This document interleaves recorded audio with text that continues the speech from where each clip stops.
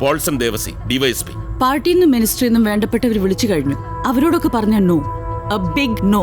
അതെനിക്ക് നിങ്ങളോടും പറയാനുള്ളൂ. അത് ടെലികാസ്റ്റ് ചെയ്യരുത് എന്ന് പറയാനല്ല ഞാൻ വന്നത്.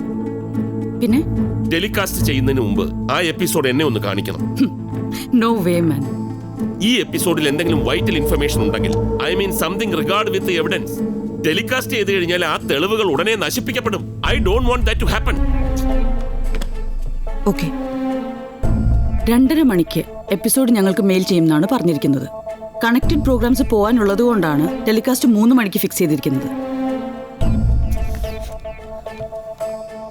Let me ask you A question. ചോദിക്ക്. ഉദ്ദേശശുദ്ധിയെ കുറിച്ച് പറഞ്ഞല്ലോ.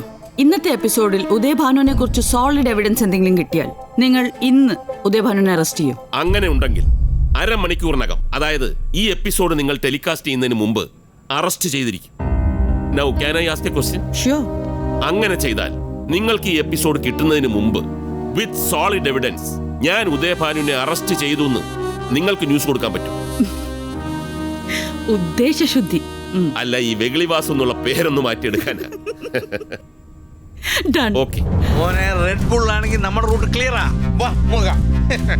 എന്താ നീ കാര്യം? ഉദയഭാനു റെഡ് ബുൾ ആരോ കൈവശം കൊടുത്തിട്ടുണ്ട്. അവനതില്ലാണ്ട് പറ്റില്ല. ഒരു ദിവസം മിനിമം ഒരു 5-6 കൂടി. അയാള് ഗാലറിയിൽ ഫോട്ടോ വീഡിയോ എന്തെങ്കിലും കിട്ടിയിരുന്നു? അതിന് അവന്റെ കയ്യിൽ ആ റെഡ് ബുള്ളിന്റെ ക്യാൻ ഉണ്ടെങ്കിൽ.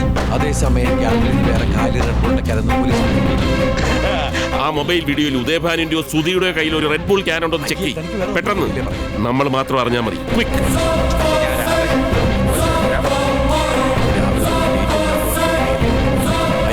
അവിടുന്ന് വേറെ കാലി റെഡ് ബുൾ ക്യാൻ വല്ലതും റിക്കവർ ചെയ്തിട്ടുണ്ടോ? 4 ദിവസം കുറഞ്ഞ സമയം എടുക്കും.